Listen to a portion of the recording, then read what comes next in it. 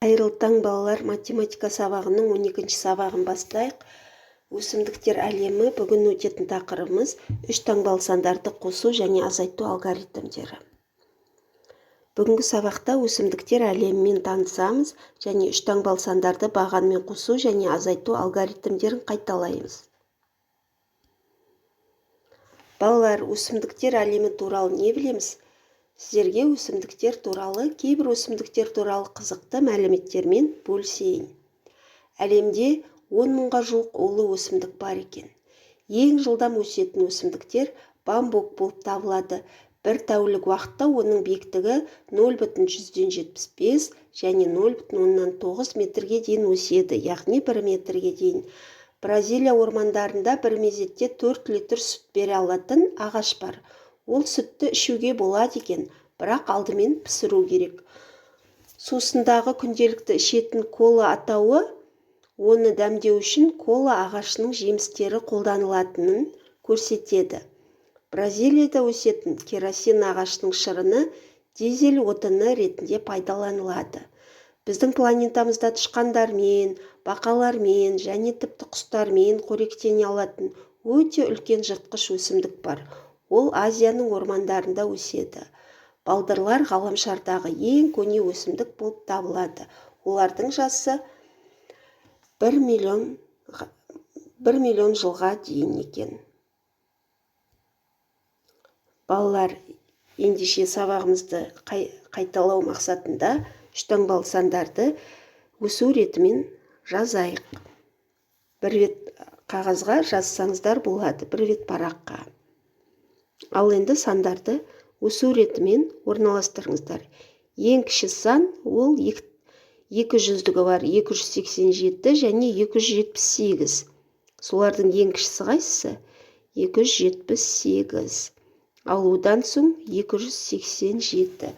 Осылайша сандарды орналастырып алыңыздар. Содан соң менімен бірге тексереміз.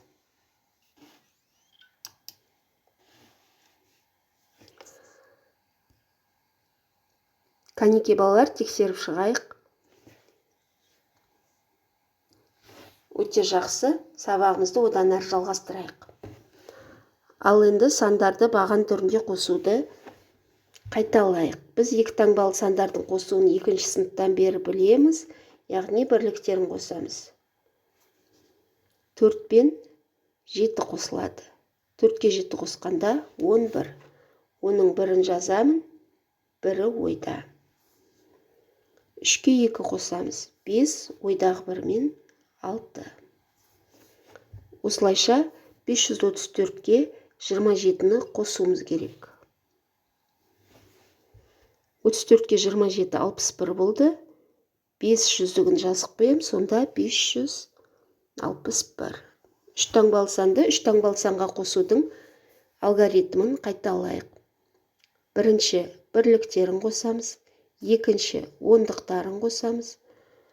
Үшінші жүздіктерін қосамыз. Төртінші жауапты оқимыз. Ал енді тексерейік.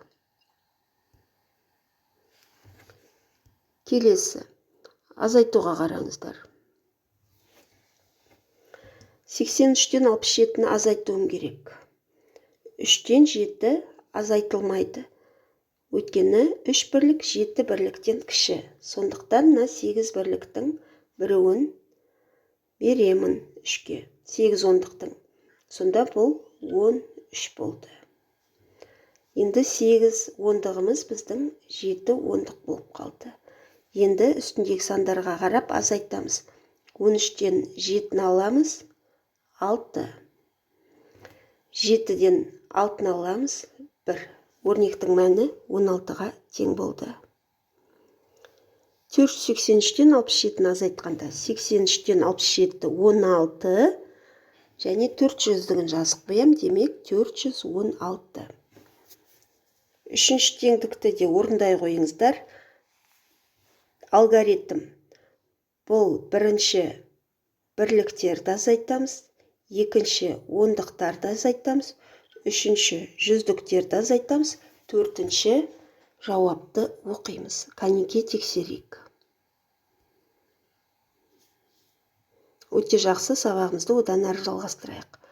Балалар, оқулықпен жұмыс жасаймыз. Оқулықтың 33-ші бетін ашып қойыңыздар. Онда бірінші тапсырма бар, бірінші есеп. Бірінші есепте 3 гүл берілген. Онда есептер бар, жай гүлдер емес ол. Ал енді осы есептің тек қана А бөлігін ғана орындаймыз. Мысалы, сандарды оқы дейді, разрядты қосылғыштардың қосындысы түрінде жаз дейді. Бұл жерде 3 таңбалы 6 сан бар. Кәнеке біреуін үлгі ретінде көрсетейін. 869 тең разрядты қосылғыш бұл қалай? 800-ді қосу 6 10-ды қосу 9. 800 қосу 60 қосу 9. Менің үлгіме қарап, осылайша әдемі көркем етіп жазыңыздар. Балалар, енді ауызша есеп 31-ші беттегі номері 2-ші есеп. Қалай есептелгенін түсіндір дейді. Кәне, 757-ге 243-ті қосайық. Бірліктерді қосам, 7-ге 3, 10, бірі ойда. 4-ге 5, 5-ге 4 қосамын, 9, ойдағы 1 мен 10. 7-ге 2 қосамын, 9, ойдағы мен 10. Ойдағы деген бұл ойымызға сақтап алатын сан. Ұмытып қалмау үшін қапталына жазуға болады. Міне осылайша азайтуды да түсіндіріп шыға қойыңыздар. Келесі есепке қарайық. Бұл 32-ші беттегі номері 6-шы есеп. Жазылым. Номері 6-шы есептің тек қана А бөлігін орындаймыз. Қала саябағында 230 терек өсіп тұр. Суреттерге қарайық. Ал қарағаш одан 125-ке артық. Қала саябағында барлығы қанша ағаш өсіп тұр? Кез келген есепті шығару үшін алдымен оның сызбасын немесе шартын жазып аламын. Терек 230, қарағаш одан 125-ке артық. Сұрақ белгісі белгісіз. Барлығы қанша ағаш өседі? Бұл құрама есеп, демек ол 2 амалмен шығарылады. Жауабын жазып қойыңыздар. Енді номері 8-ші есептің 33-ші бетте А бөлігін орындаймыз. Тек қана А бөлігінің 1-ші, 2-ші бағанын ғана орындаймыз. Үлгіге қарап жазып алыңыздар және оны өз беттеріңізбен орындап шығыңыздар. Балалар, бүгінгі сабағымыз аяқталды. Сабақ соңында дәптеріңізге осы желкенді қайықтың суретін салып, оны тиісті түске бояймыз. Сау болыңыздар.